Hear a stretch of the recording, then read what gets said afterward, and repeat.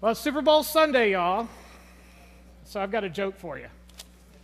What do you call a bunch of millionaires sitting around watching the Super Bowl? The Dallas Cowboys. But we get really excited about the Super Bowl, don't we? Whether it's just another excuse to have a party, or the game, or the commercials. The whole thing is highly appealing, isn't it? It draws us in. So what about the gospel story? What about the gospel today? Does that draw you in? Jesus goes into a synagogue, starts teaching. A possessed man yells at him. He performs some sort of exorcism, and the best thing they can say is, "What is this? A new teaching with authority." Really? I mean, if someone was sitting here at church and had an unclean spirit and was exorcised, I'd be jumping out the windows. Do you believe in all that stuff? Demons and evil spirits taking over people. If we took a poll of everyone in here, I bet you we have some people that believe wholeheartedly in it, some of you that don't, and some of you are somewhere in the middle. But I tell you what I do know is true. Possession is real. We all have behaviors we struggle with, addictions and compulsions, dysfunctions. You can name your own, right? See, we can call it all kinds of different names, but in the end, the result is the same. Things are in our lives that take us away from the Spirit of God. Last week, St. John's hosted an Enneagram workshop. This is a system that types you as one of 9 categories. None are better than the other, but they describe how you perceive the world, what motivates you. It's sort of like a personality test, but it goes much deeper than that. And it's good stuff. It really makes you think, makes you wonder about yourself, become more aware of yourself and other people. But I was struggling with figuring out which type I was. You can only be one.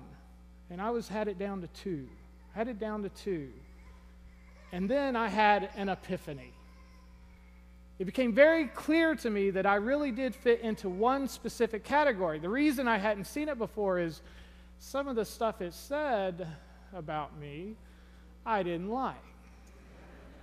Stuff that I try to deny about myself or cover up, but stuff way deep down inside, I know it's true. And I realized that my own distorted image of myself needs to be quieted down. I can be possessed with how I want to be rather than how I am. You see, letting go of being possessed can happen a lot of different ways. And what results is that we can move in the direction of being filled with the Spirit of God. When we are filled with the Spirit of God, people realize something wonderful has happened. Something wonderful. So going back to that workshop last week, there was one particular lady that she really moved me. She was an older lady, very prim and proper, and as she sat in her chair, she sat straight up. There was no slouching going on. And she shared some things that were super personal. And I'm sure for her, it was very difficult for her. And towards the end of the time sharing the question was asked of her, how can people show you that they love you? That was the question asked. And she replied, by hugging me.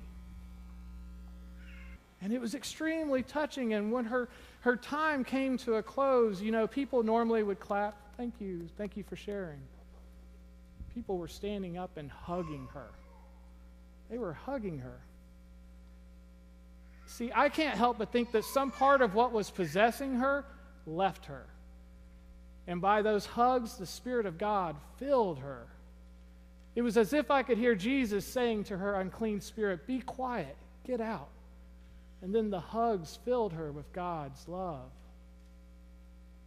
What in your life needs to be told to be quiet?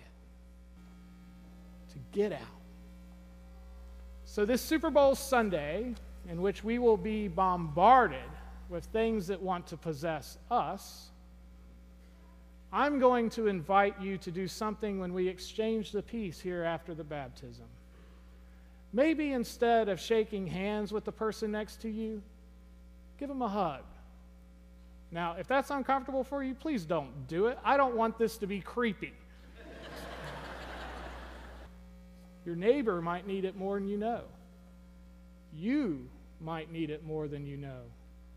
And maybe, just maybe, God's love will possess you. Amen.